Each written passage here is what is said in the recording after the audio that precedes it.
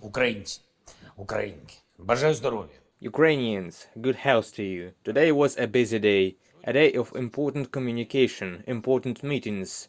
I congratulated the journalists on their professional holiday. During the war, the word holiday sounds very unnatural, but every year on this day, June the 6th, greetings are heard for the people on whom, of course, we all depend, on the information they spread, on the speed at which they work. Of course, we do not celebrate this year, but still we congratulate them. We still note the contribution of journalists of Ukraine and all those on whom the work of the media depends: cameramen, engineers, editors, photographers, producers, and everyone without whom broadcast is impossible and websites will not work.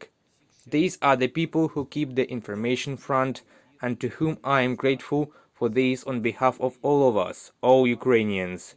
Today I awarded correspondents and media workers who are working on the battlefield now. I also presented awards to the relatives of those whose lives were taken by the war. 32 media workers have been killed since February the 24th. This list includes different biographies, different personal stories, and not only citizens of Ukraine. Today, during a special ceremony in the president's office, everyone was remembered. Their memory was honored with a moment of silence. I spoke today with Prime Minister of the United Kingdom, Boris Johnson. I informed him about the situation on the battlefield, about our capabilities and key current dangers, especially in Donbass and in the southern regions of Ukraine. I am grateful to Prime Minister Boris Johnson for fully understanding our needs and for his willingness to provide Ukraine with the weapons we so desperately need to protect the lives of our people. I also spoke with Polish President Andrzej Duda, of course, about defense support for Ukraine. This is a mandatory topic for each of my negotiations, and I am grateful to our partners who act quickly and do not postpone their decisions. I am grateful to Poland. The issue of candidate status for Ukraine was also discussed with Andrzej, which is a key political issue right now. We are waiting for the decision of the European Union on our application in the coming weeks. I believe that this will be a decision not only about Ukraine, but also about the entire European project, about whether it has future as a really strong union. I am preparing for a new wave of appeals and communications with the political and expert communities of the world in order to guarantee our state the support we so desperately need. This is a constant process, the maintenance of attention, and it cannot be stopped for a single moment. And that applies to everyone, really. Every modern person is well aware of how the media works. It is very difficult to keep an eye on one topic for a long time. For the attention to Ukraine, to our struggle for freedom, not to decrease, everyone must continue to talk about what is happening. Please share information, support our needs.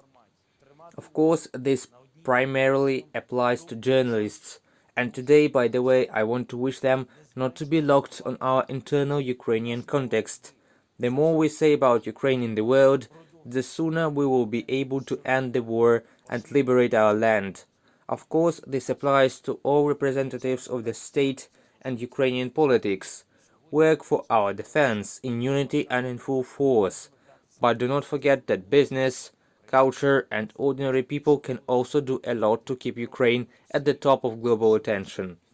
A simple example: today I was presented with postage stamps issued in Spain in support of Ukraine.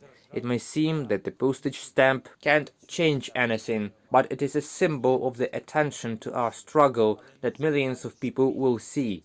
Creating such symbols, encouraging the creation of such symbols, talking about Ukraine and encouraging talks about Ukraine.